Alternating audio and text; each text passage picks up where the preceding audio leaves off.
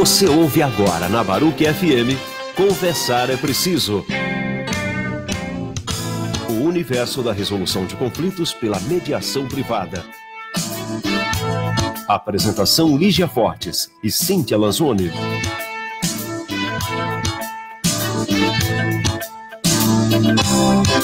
Olá, pessoal! Boa noite! Nessa noite de 4 de setembro de 2018. Nós gostaríamos hoje de dizer a vocês que está muito frio em São Paulo. Tá um frio. Oi, gente, boa noite. Tudo bem? Tá um frio, uma chuva, um trânsito. Tá São Paulo como São Paulo é, né? Nossos ouvintes queridos que nos ouvem e aqueles que ainda vão nos ouvir, que não nos ouvem ainda. Me embananei aqui. Vamos agora para o Conversar é Preciso. Eu estava fora do microfone. Alô, pessoal. Aí o Afrânio fica fazendo mímica aqui na nossa frente. Fazendo mímica, quase me estapeando aqui. Esse programa, o Conversar é Preciso, ele traz para nós, para vocês e para todos, especialmente para vocês, toda a mediação privada, como ela funciona e para que serve. Para que serve? Para a buscar a resolução de conflitos fora do Poder Judiciário. Resolver os conflitos de uma maneira menos traumática, não é, Cíntia? Menos traumática, menos dispendiosa, menos aflitiva, mais rápida, né? Tudo aquilo que a gente sempre fala. Menos cara. E não cansa de falar. Mais barata. Mais barata, exatamente, né? Mas antes de começarmos, né, o nosso arerê, eu gostaria de lembrá-los do nosso Instagram, né, que é o Sucedere Mediacão. Sucedere com dois Cs, tá? Mediacão no Instagram. O nosso site está na finalização, né, Elba? Elbitia nos Boa prometeu noite, que logo mais ele estará no ar, tá bom? Então, por enquanto, estamos aqui pelo Fake Truque da Rádio Baruch FM e pelo WhatsApp, que é o 11 99 145 52511 58. Gente, eu tô viajandona hoje. Volta, peraí, gente. Voltei. O Zap 11 99 145 5258. Gente, é porque eu sei que vocês não têm nada a ver com isso, mas faz 2 semanas que eu e a Lígia, a gente tá trabalhando que nem gente grande, entendeu? E hoje não foi diferente. Então chega essa hora, para nós duas, 7 horas da noite, a gente já tá catando milho, entendeu? Então, desculpa qualquer gafe, qualquer número errado, qualquer besteira que eu diga, assim, meio viajandona, é porque é cansado, tá? Mas isso não justifica, né? Muito pelo contrário. O quê? Te condena mais ainda. O quê? Porque quando nós entramos aqui na Baruch e convidamos vocês estão todos aqui junto com nós, nós nos renovamos. Isso é verdade. Nós descansamos. É verdade. Olha, eu não sei vocês, mas nós nos divertimos muito aqui. Verdade. Muito, muito, muito. Dá um trabalho, né? Fazer o programa dá trabalho. A hora que a gente chega aqui, mas a gente senta, delícia. É uma delícia. Realmente é o nosso momento de descanso mental, né? Então, como eu estava dizendo para vocês, continuando o que falávamos no último programa, Cíntia, sobre a mediação empresarial, então, o que nós trazemos para vocês? A mediação privada para a resolução de conflitos. Ou seja, é a forma de resolução de conflitos extrajudicial. Né? Nós não acionamos um juiz, não existe um juiz, existe o quê? Uma mediadora ou mediador que são capacitados e preparados para levar a vocês a encontrar uma solução para o conflito que estão vivendo fora do Poder Judiciário, pelo diálogo, pelo consenso, não é assim? É isso aí. É uma terceira. E esse mediador, ele não faz, obviamente, o papel de juiz. Ele é imparcial, tudo que é feito é confidencial. Eu estou muito fora do microfone ainda. Eu mudei de lado aqui, pessoal. Hoje nós estamos mudando de lado. Mudando de lado aqui. E eu estou esquecendo. Eu estou aqui assim, Do lado que era dela, né? Ela tá do lado que era dela. Então ela fica do lado do microfone que do lado que era dela. E aí não é o lado que ela tem que falar, é o outro lado, entendeu? O lado... Tem um poema que é o lado, do seu lado, do meu lado. Tem um poema que eu vou lembrar. Mas tudo bem, continua, desculpa. Qual que é o papel do mediador? Da mediadora, do mediador? O papel é facilitar a comunicação entre as partes, né? Por quê? Porque a comunicação, pessoal, é tudo que o ser humano faz, gestualmente ou através da fala, né? Ou através de um movimento, de um olhar. Então, ele vai procurar restabelecer uma comunicação saudável entre as partes, sem ruídos. Por isso, porque se eles estivessem se comunicando corretamente, por óbvio, eles não precisariam de um terceiro para ajudá-los a chegar a um consenso, ao diálogo. É isso aí. Toda vez que a Lígia faz uma pergunta e olha para mim, eu sem gelo, querer. entendeu? Ou ela fala assim, ou ela fala uma frase e fala, não é? E fala assim, o que é tal coisa? Eu falo, gente, eu não responder. Eu estou perguntando para mim mesma, na verdade. E ela fala assim, o que é tal coisa? E olha pra minha cara, eu falo, ai, Jesus, é pra eu responder? Ai, meu Deus, eu não sei. Ai, posso perguntar para os ouvintes? Ai, Cíntia, meu Deus do céu, que enrascada que eu coloco, né? O olhinho dela brilha assim, mas é um brilho de pavor mesmo, não é de... Ela olha pra mim, eu pro Fran, e fala, não é? Eu falo, é ou não é? Olha, pessoal, hoje eu trouxe um tema aqui que é muito interessante para a área empresarial, que trata-se do quê? Da ação de recuperação judicial. Você tem uma recuperação que é extrajudicial e uma judicial.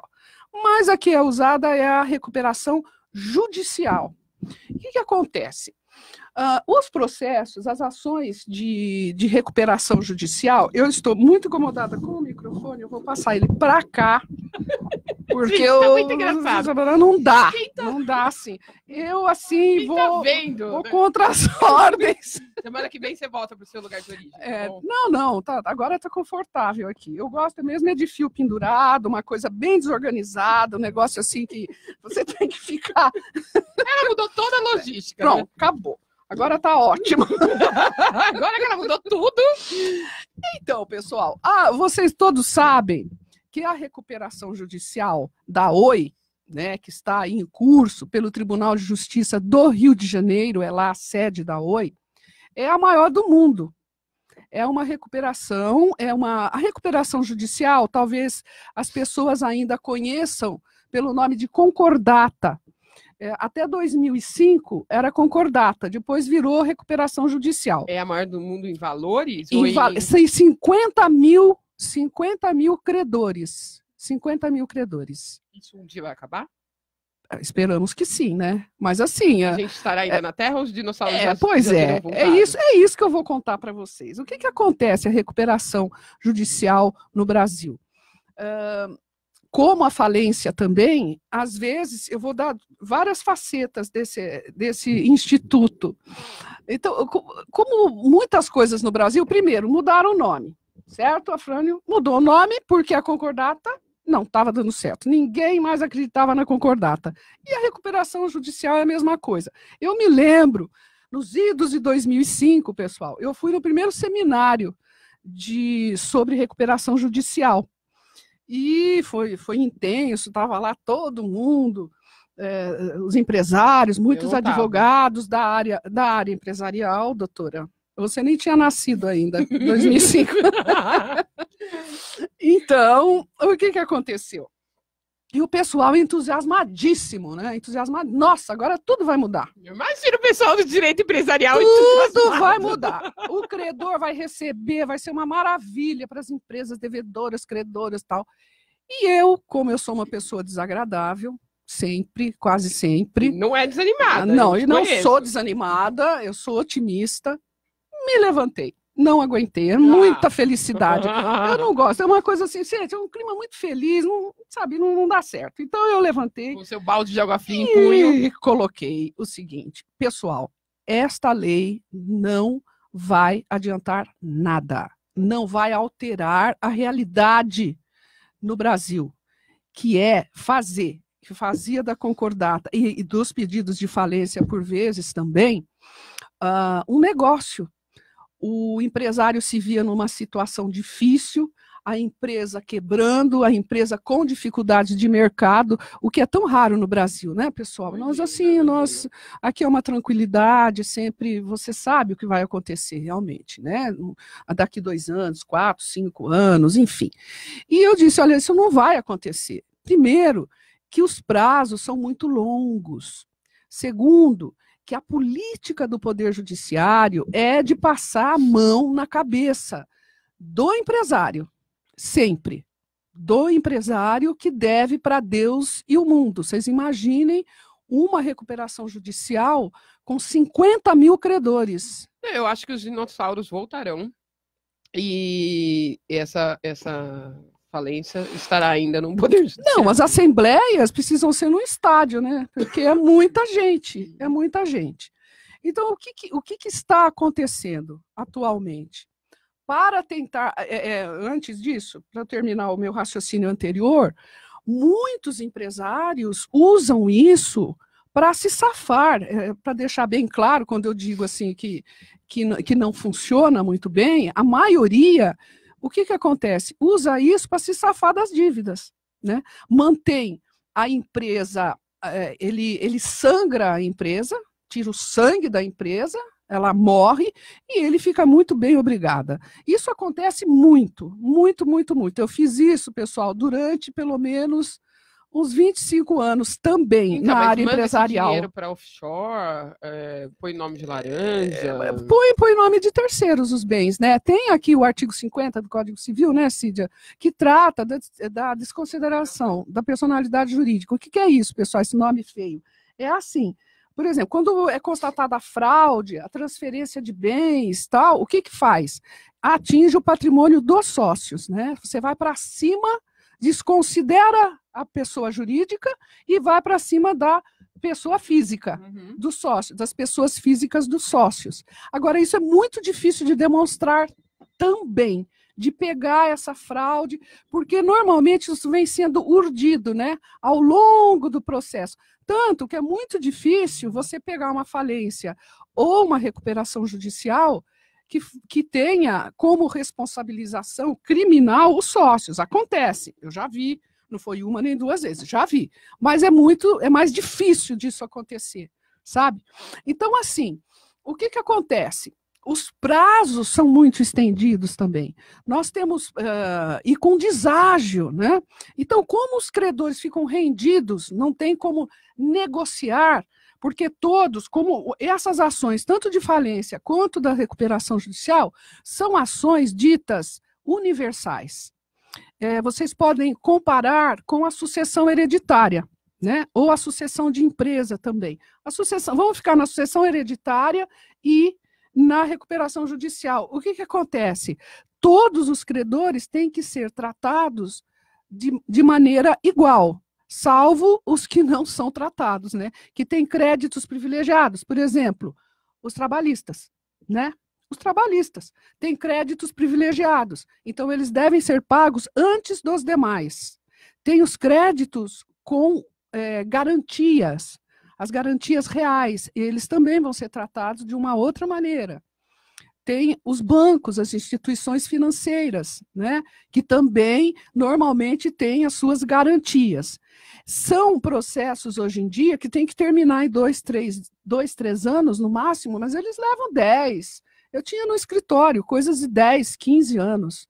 Né? É um negócio absurdo. Aquelas suas gavetas de naquelas secretas, que a hora que você abre, ela suga você para dentro e você some e ninguém mais te vê. Ela tem umas gavetas desse jeito lá no escritório. Então, essa situação desses passivos no Poder Judiciário brasileiro é muito grave. E você vai para uma assembleia dessa, são as coisas mais absurdas que acontecem, né? A aprovação pelos credores, aí tem interesses dos mais diversos. Um credor que tem um crédito de 30 mil reais e um que perdeu 2 milhões, 3 milhões de reais, você imagina a diferença que acontece. Então, assim, as dificuldades são enormes, as pessoas saem muito prejudicadas. Às vezes, tem um crédito, por exemplo, de 100 reais. O deságio, quando eu falo em deságio, pessoal, eu estou dizendo o seguinte: pega os R$ 100, aplica 60% e você fica com 40 só, parcelado, tá? Com uma demora para receber de 1 ou 2 anos, só no segundo ano que começam a ser pagos os créditos. Então, esse é o quadro da recuperação judicial no Brasil. É isso que acontece. Fala-se. Eu quero mandar um beijo, tá? Para Marlice Pereira de Sorocaba, que acabou de entrar em contato com a gente pelo inbox da Sucedere no Facebook. Oi, Marli. Boa noite. Ela fez uma pergunta de direito empresarial. Marlice Pereira de Sorocaba, depois a Lígia vai te responder, porque eu também não sei. Porque eu faço direito de família. Brincadeira, não, eu sei sim. É a respeito do tema? Não, é um outro outra respeito, coisa? mas a gente responde no inbox, tá?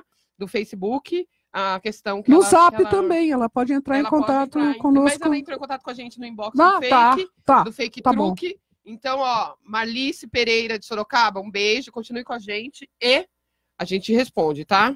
Um beijo grande, obrigada por nos ouvir. Obrigada por nos ouvir, pela audiência. Mandem questões, isso é ótimo.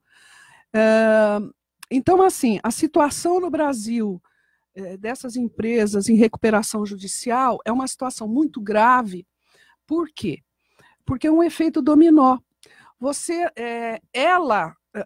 A maneira como o judiciário encara isso, ele não entende que as pessoas afetadas pelo calote, por essa moratória, que na maioria das vezes é ardilosa, sim, na maioria das vezes, vai causar um efeito cascata de quebras até, nem de outras recuperações judiciais, mas de quebras no sentido de falência, de outras empresas acabarem, dependendo do grau do tombo que tomam, acabarem também por falir ou terem que ajuizar uma ação de recuperação judicial, pessoal. Então, diante disso, surge uma luz no fundo do túnel. Uma luz no fundo do túnel. O que acontece? Foi ajuizada uma ação de recuperação judicial no Rio de Janeiro, saiu uma sentença, eles pediram uma mediação com os credores, saiu uma sentença concedendo esse direito de fazer a mediação com os credores, e essa empresa é a Oi, que eu estava me referindo, a qual são 50 mil credores, de todos os tamanhos, né? Então, tem os credores que eles têm créditos de 50 mil reais, por exemplo, para menos. Né? Você vai por valor? Não é por valor, é por categoria, né? Categoria. Por exemplo, tem o credor quirografário, esse nome feio, disso. Credor quirografário. Muito espaçadamente na faculdade. Que é o infeliz que vendeu para a empresa, os fornecedores da empresa, né? E ele é um credor quirografário. O que significa quirografário? Ele é um credor comum. Ele vai ser o primeiro a apanhar e o último a receber, né? Então, assim, são os de 50 mil reais. Então, nesse caso dessa recuperação judicial, que, como eu disse, é a maior do mundo, né, tanto em volume de dinheiro, quanto em número de credores a receber, eles dividiram. O que aconteceu? Eles dividiram assim, de 50 mil reais para menos, que é um tratamento diferente, tem que ser mais rápido, inclusive, né? O recebimento vai limpando a área e vai negociar com os credores que têm um valor maior para receber, vai negociar com eles como é que vai pagar. E pasmem, além do deságio, né? Além do deságio, nas recuperações judiciais, tem assim, prazo de 20 anos para pagar, pessoal. 10 anos para pagar. Ninguém aguenta isso. Que empresário que aguenta isso? O pequeno e até o médio, micro, pequeno e médio empresário. Você é um fornecedorzinho pequenininho, né? Por exemplo, na indústria automotiva tem muito isso, de acessórios para o carro, por exemplo. Você imagina se tomar um tombaço desse, né? Não é o carro. Agora, a Oi, por exemplo, tem a parte dos equipamentos, o fornecimento dos equipamentos e fornecimento de máquinas, né? De essa parte de manutenção também, os prestadores de serviços, todos tomaram um tombaço, né? Então, o que ficou acertado? Eles, antes de que ficou acertado, o que aconteceu? Saiu essa sentença no Rio de Janeiro. O Rio de Janeiro sempre tem sentenças muito interessantes, né? Eu gosto do judiciário, né? Na área empresarial. Na outra não, né? De família não, né? Não. Não, é Não. verdade? É. Difícil? Muito. Mas na área empresarial eles saem com umas novidades. Os cariocas são criativos. O Rio Grande do Sul e o Rio de família Janeiro também. não Esse é o problema. É difícil.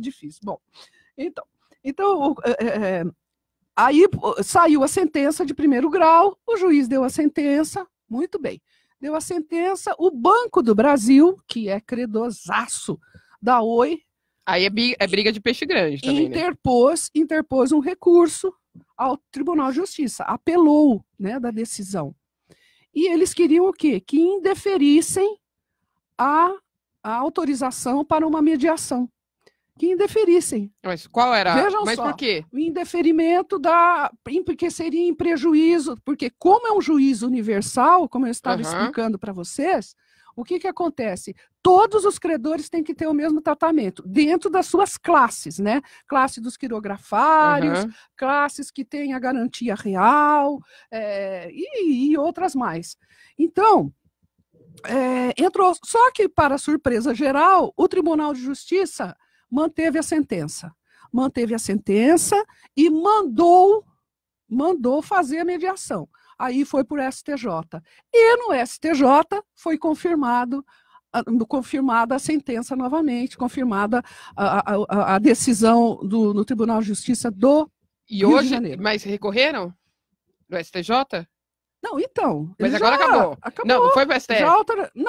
Já autorizou. Autorizado. Já autorizou. Mas olha já está só, numa mediação particular privada? Então, sabe quantos acordos já foram feitos? São 50 mil credores. 50 mil credores, pessoal. Sabe quantos acordos? 28 mil acordos foram feitos. Então, 28 mil. Estamos mais da metade. Vamos supor, eu tenho direito a 50. Imagina esperar 20 anos para receber, 10 anos. Se o cara me pagar 30, eu aceito. Então, se é 50 mil, entendeu? já... Então, assim, é uma negociação. Óbvio, gente, que eu não sei exatamente valores, como é que se passou isso. Não consigo saber isso, né? Mas são 28 mil acordos que foram feitos já, que já foi resolvido. Entendeu? Dos 50 mil? Dos 50 mil. Então, quer dizer, os dinossauros não verão? Não. Olha, tô passada. Gente, nem eu sabia disso. É porque eu não leio direito empresarial, tá, Lígia? Não sei se eu vou te magoar contando isso. Agora você tem que... Eu tô, assim, botando goela abaixo. Forceps, né? Ela tá me ensinando direito empresarial, forceps, né? Saber. Então, são bons ventos, né? Bons ventos estão tocando aqui, tocando também a recuperação judicial, que precisa se modificar. Nós temos também problemas, por exemplo, quando você tem a recuperação judicial e falência, tem que ser nomeado pelo juiz um administrador judicial. Olha só o que acontece. Esses administradores não têm preparo adequado para fazer isso. Então, eles acabam, embora estejam sendo treinados,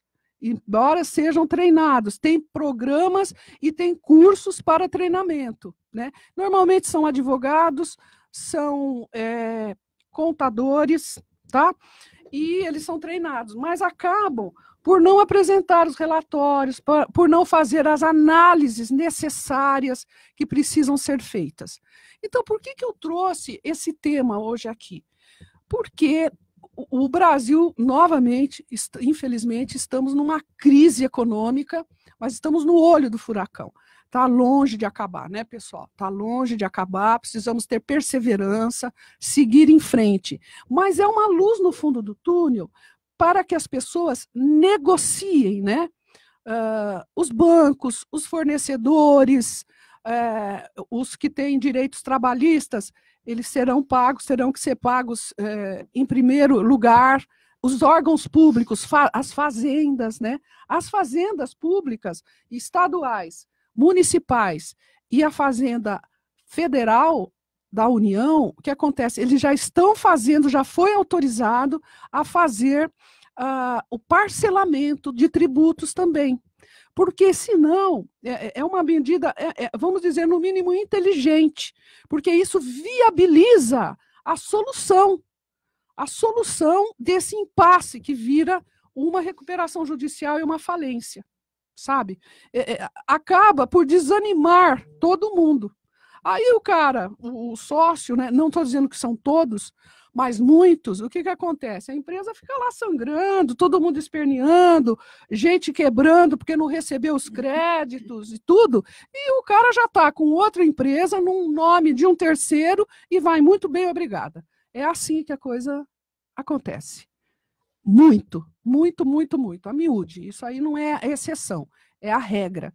Então, esse tipo de decisão é muito importante e traz assim um alento, né, para todas essas pessoas que se veem no meio de uma situação dessa. Eu acho que traz, Li, a necessidade da rapidez, Esqueceu, né? A resposta, na verdade, que a sociedade pede, que não necessariamente tem que vir do judiciário.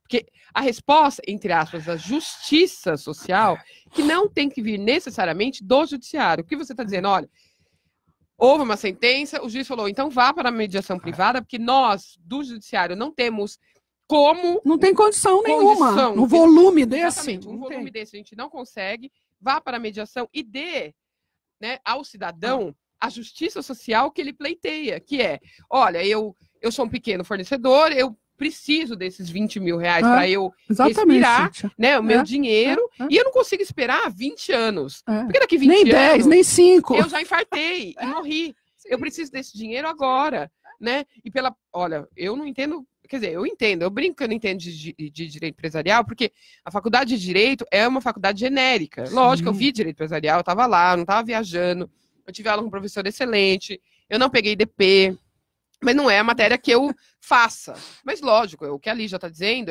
eu entendo, porque eu tenho uma formação jurídica. Agora, a função social, que é o direito empresarial constitucionalista, né, que são direitos e garantias que estão no artigo 5º da Constituição Federal. Então, quando você pega e o Estado diz, eu não posso fazer isso, eu tiro isso da minha mão e levo para a iniciativa privada, para a mediação privada, eu estou atendendo o direito empresarial constitucional, direitos e garantias, princípios constitucionais. É isso que a gente está falando, de função social que a Constituição Federal de 88 pleiteia. Então, aí você está me dizendo, olha, então tá bom, a gente não pode fazer? Então, façamos de uma outra forma, mais barata, mais célere, e vamos atender o cidadão. Vamos fazer o mundo girar, né? Vamos melhorar. Quer dizer, é inovador. É uma coisa assim que é óbvia. É óbvia até. Mas que tempo que demorou. Olha, fora as atrocidades da lei anterior a 2005, que era das falências e concordatas. Essa é recuperações judiciais e falências, né? O nome da lei, que é de 2005, mas vejam o tempo que isso passou. E, pessoal, eu acompanho agora de fora, porque, sendo franco, eu me cansei, né, dessa área, que é muito árida, inclusive, mas de tudo que eu acompanhei, eu conto nos dedos da minha mão o que eu consegui recuperar de créditos. É tudo um grande engodo, é uma dificuldade enorme. Uma assembleia de credores é uma coisa terrível, vocês não têm noção. E a empresa acaba por se impor. O judiciário, eu repito, reforça e ampara esse tipo de prática, né? Não são todas as empresas que fazem isso, mas isso é a regra. Deixa eu ver se eu esqueci de alguma coisa. 5 minutos, pessoal, já estou aqui, já estão me pressionando aqui, eu não posso nem ser criativa. Não, eu vou... Não, olha eu. Não. Vamos lembrar o zap, agora eu juro que eu vou ler direitinho o que está escrito aqui, tá? Isso. 11 99 145 5258. Temos no Fake Truque pela Sucedere, né? Temos também pela Rádio Baruch FM, você nos encontra lá. Isso aí. E tem o Instagram também, é Sucedere Mediacão. Sucedere com 2 Cs. lembrando que estamos hoje, terça-feira, todas as terças-feiras, ao vivo, às 19 horas. Inclusive, hoje saímos do escritório 1h30 antes, com medo da chuva. Pessoal, choveu nós íamos muito. alagar, pegamos o nosso carro anfíbio e viemos. Isso. Mas chegamos em 15 minutos. Chegamos aqui, né? De pé de Lógico, pato, que ninguém é de Murphy. ferro, né? Sexta-feira, às 17, né, Afrânio? A Afrânio é minha cola. E segunda-feira, às 10 da manhã. Mas o ao vivo é às terças, às 19, que nós estamos aqui na ao vivo Bate-Rádio, é a cores. radiobarucfm.com. Eu, Lígia e a Frânio. E a Frânio na Bate-Caverna, né, pessoal? Na Bate-Baruque. Agora vamos no Conversa na Varanda, ali? Vamos lá, porque a Cíntia já, vocês perceberam, né? Tudo bem. Não, senão ela fica falando até amanhã, gente. Dá o microfone pra essa mulher, não para de falar nunca mais. Solta o som, Afrânio. Para o Conversa na Varanda, deliciosa. Deliciosa conversa. Deliciosa é ótimo, né? A gente sempre com temas polêmicos. Deliciosa. Gente, antes de falar do Conversa na Varanda, eu quero lembrar do tema do mês, tá? Agora nós entramos no Setembro Amarelo, que é a prevenção ao suicídio. Infelizmente, ocorreu um fato no último domingo aqui no nosso Brasil, e nós vamos falar desse fato, mas semana que vem, e pretendemos esse mês, né, Li, conversarmos sobre a prevenção ao suicídio. Então, dê uma olhada, joga aí no seu Google, Setembro Amarelo, prevenção ao suicídio. É um babado sério, é uma questão de saúde pública, e precisamos tratar com carinho, tá bom? Acho que é 180, né? Não Uma sei, pessoa em perigo. Não sei. A Fran, você consegue confirmar aí para mim? Eu acho que é 180, eu li. Para ligar, e sempre vai haver uma pessoa... 180 é a denúncia também, pro Brasil, né? Pro Brasil... Do Agosto Lilás era 180 também. Será que é 180, 188? Mas eu acho que dá para descobrir ali. Tá. Enquanto isso, a gente vai maravilha. falando do incêndio, né? No Museu Nacional. O que a gente vai falar aqui? O incêndio no Museu Nacional e a emenda constitucional número 95. Gente, o que é uma emenda constitucional? Existe a Constituição Federal, que vocês sabem, de 88, né? Que é a nossa lei máxima, né? Ela está no topo da pirâmide de Hans Kelsen. Lembra? Oh, que lindo! Esse boy eu conheço, lá da aula de direito, de noções básicas do direito. Isso aí. Uma emenda constitucional, eu vou falar de uma forma bem simples, tá, gente? É a modificação imposta ao texto da Constituição Federal após sua promulgação. O que aconteceu? Existe essa emenda 95, que é de 16/12/2016, tá? E o que ela implicou? Ela implicou um novo regime fiscal em vigor pelos próximos 20 anos, isso significa até 2036, congelando as verbas dos orçamentos fiscais e Seguridade Social da União. Certo? O que eu quero que vocês entendam que a gente estava conversando hoje, eu e a Li? O Museu Nacional é subordinado à Universidade Federal do Rio de Janeiro, né? Então, o que aconteceu? Quando você congela o repasse de verba da União, porque a Universidade Federal do Rio de Janeiro é da União, quando você congela por 20 anos o repasse, significa que o mesmo repasse será por 20 anos, de uma forma bem tosca, estou dizendo, tá? Porque é um tema bem complexo.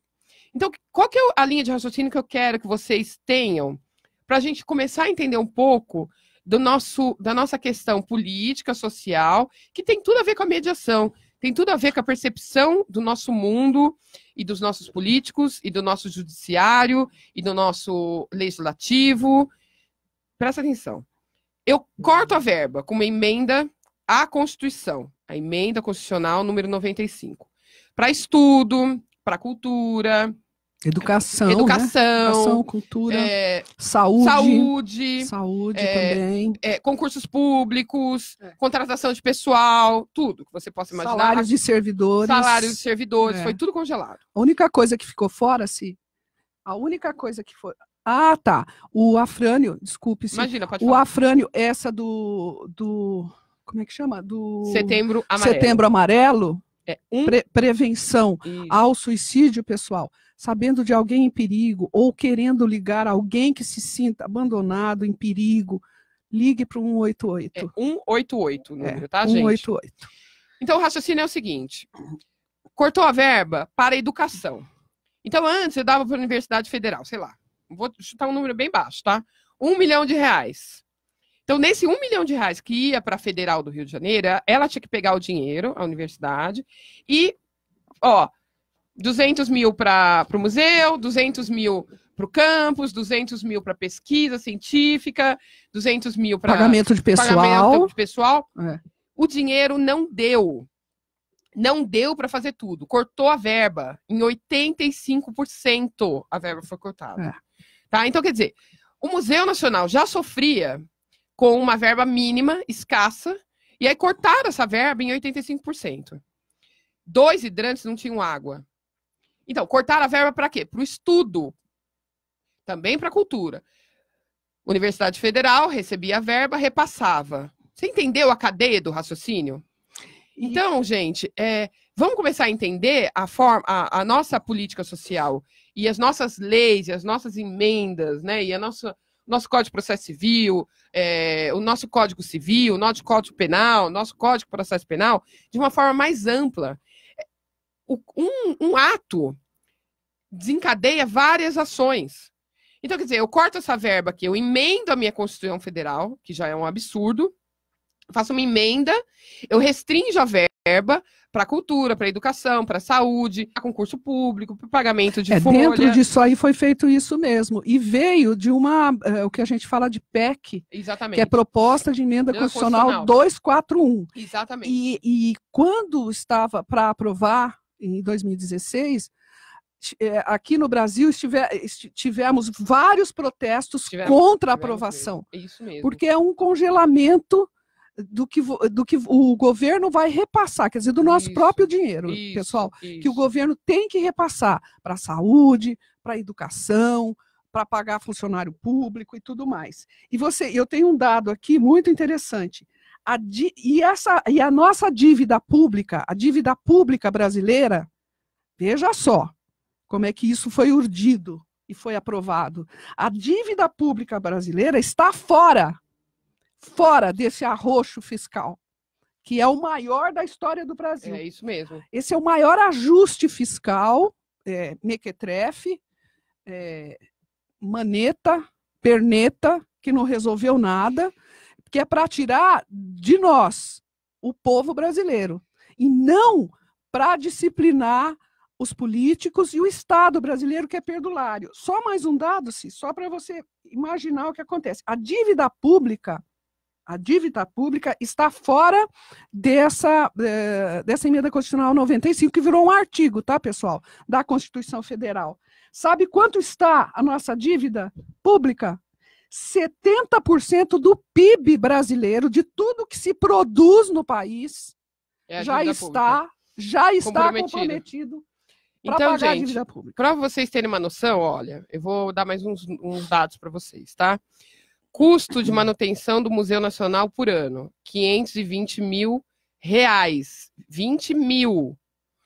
E o valor não é repassado integralmente desde 2014. Custo de um deputado federal por ano, 1,5 milhão. Milhões, 1,5 milhões. Custo de um senador por ano, 2,034 milhões. Custo anual do Supremo Tribunal Federal, em 2016, 55 bilhões. Isso daí vocês podem... Custo da Presidência da República, em 2017, 624 bilhões. Museu Nacional, 520 mil. Valor não é repassado integralmente desde 2014. Então, gente, olha, sinceramente, eu fui ao Museu Nacional, ali já foi ao Museu Nacional, era eu não tenho o que falar.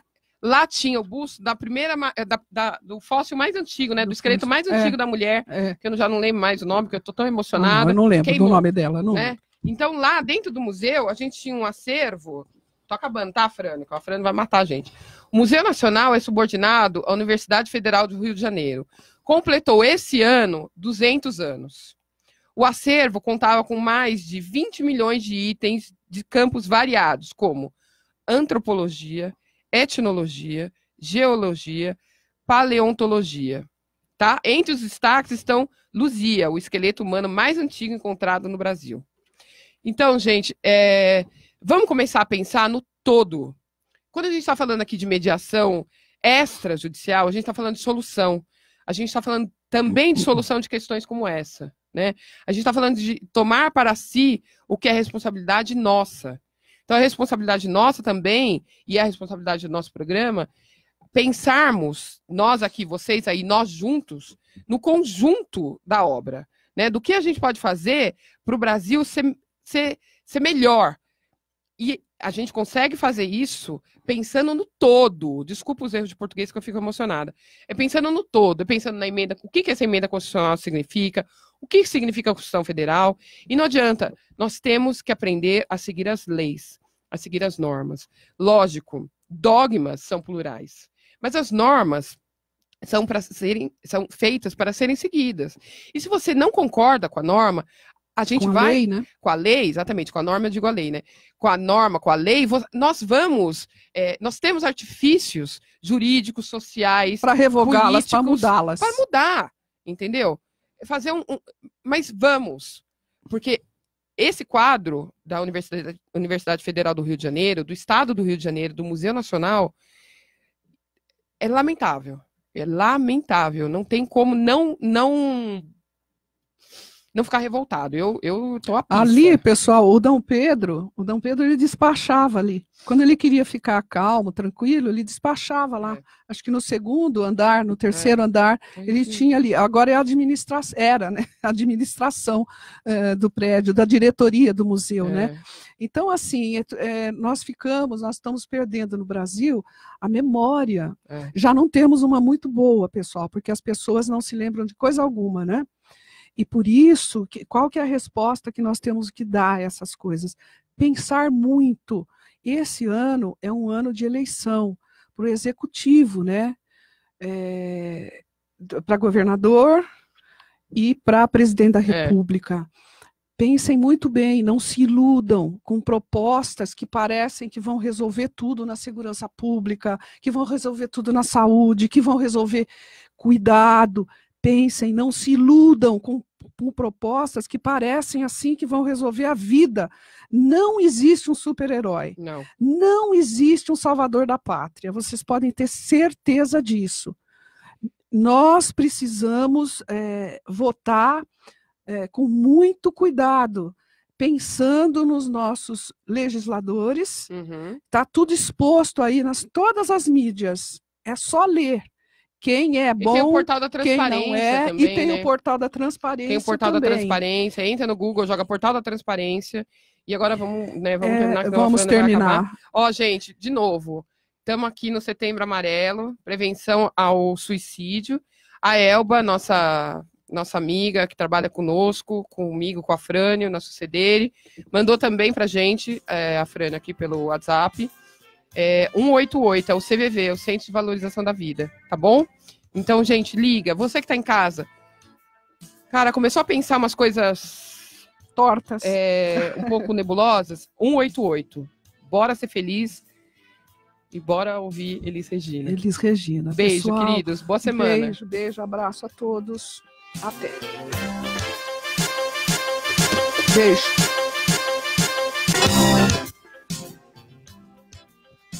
Você ouviu na Baruch FM Conversar é Preciso, com Lígia Fortes e Cíntia Lançon.